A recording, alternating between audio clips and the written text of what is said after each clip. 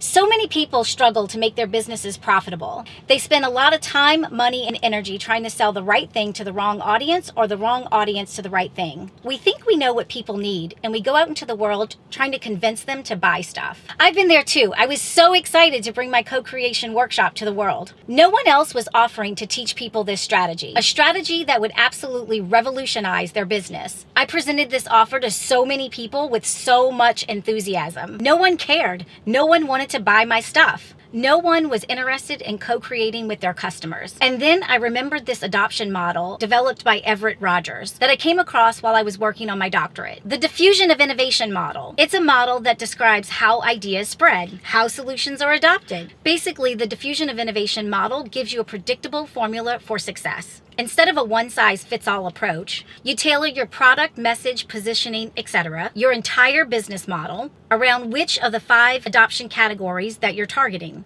Innovators, early adopters, early majority, late majority, or laggards. Each of these groups think, behave, and embrace risk in a different way. I got it all wrong. I screwed up. Instead of pitching my co-creation workshop to the innovators and early adopters, those people that were looking for new innovative strategies that no one else was doing, I was wasting so much time, energy, and money pitching the late majority, the laggards. Those that were never going to buy, no matter how persuasive I could be. The diffusion of innovation model has been around for over 60 years. I don't know why so many people overlook it. It's a predictable formula for success, a predictable path to more profit. Have you been missing a way to make your business more profitable? Do you have a predictable way to drive adoption of your solution across the entire market? I'd love to know. Let me know in the comments.